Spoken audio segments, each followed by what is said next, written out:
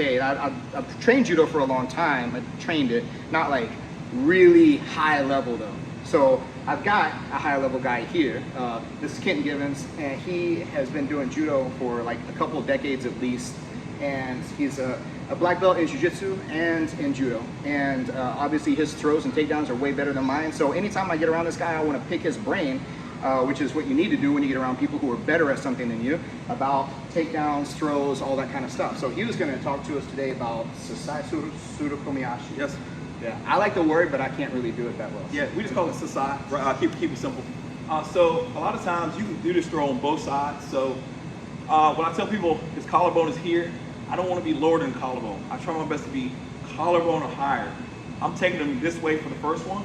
So he's gonna match. On this particular one, I need to make sure to keep it simple. I'm gonna make sure his shoulder's gonna dip. I'm gonna modify it at the end as well. This hand here is going to pop it up. And I'm on the train tracks currently. I need to get off the track. So I'm pretty much in train tracks, I step to the side, okay? Once I'm here, or the uki's gonna be pushing on me, and that's gonna give me the momentum and the position to actually off balance it. So pretty much here, I step to the side, and I keep it there. That's an automatic 2 points right there for a jiu-jitsu tournament, and probably 2 more for that knee on belly. So again, if I'm going in this direction, I'll modify it this time. I'm gonna move my hand from the collar to the shoulder. And sometimes he can post out if I go on the collar itself. So I'm gonna go to the shoulder. Same thing, I'm gonna lift his arm up as if I'm trying to take the elbow to the opposite ear, and I'm gonna get off the track. So I'm here, and we're able to go right to knee on belly position. You can do that throw on both sides. Nothing changes. I'm on the train tracks. I simply step to the side. I stick my foot, bottom of my foot, onto his shin area or his ankle area and prop him over. I'm not kicking it. I'm literally sticking my foot there and disrupting his walking overall. I know this gets into like a whole nother can of worms, but like if we're not just gonna have this gentleman's agreement to walk up to each other and get this, for sure, what's a good little kind of quick tip strategy you have about getting that initial grip? For me, a lot of times what I'll do, because a lot of times in judo we're standing straight up and down, we're not worried about the legs. I'm always worried about the legs because I do both. So a lot of times I actually walk out in a wrestler stance. I'm already here. He's thinking, oh, we're gonna wrestle there. I'm doing all the basic stuff, and I go boom, and I initially go. And I stand them up.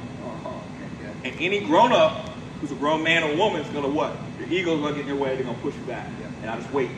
Boom, and I step to the side. They come into this.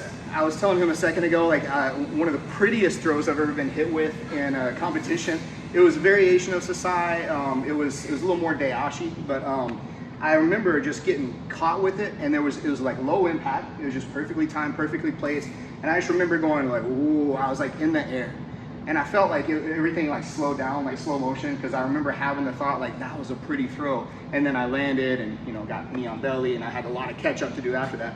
But yeah, like the timing and precision about whenever these things are placed, and essentially what he's kind of doing to me is whenever I'm pushing back in and he's taking me over that, what it feels like to me is I'm getting a little overextended and I need to take another step because I need to repost so I don't collapse, and he's just preventing that from happening. So that little foot block / trip right there, that's gold. I mean, if you're a little bit taller, it's the exact same throw, except be careful because he can release his hand on this particular side if you do this the incorrect way.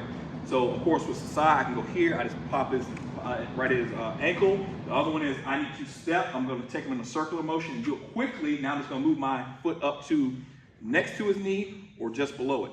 So we're here, I move to the side, we're here, same thing. Now is this more Hiza? That is Hiza Garuma, flat out. I actually go the other way because of that. Okay. Because if I'm here, if I linger too long, you just let go and grab my leg. Problem. But if we're here, I go on this side, I now can pull, and now you're not getting anything back. I'm going to tip everything in that direction. So here, I step, I'm on the ball with my foot as such. I'm here, step, turn. Yeah. So right there. Yeah. Again, an easy 2 and 2. You're 4-0 already. Nice. Yeah. This is awesome. And these I like these a lot because they're really good for various rule formats. Because like you were saying, like you come out more wrestler stance if it's more like a jiu-jitsu tournament. because you know, we're not going to be quite as vertical. You're going to see a lot more vertical in judo.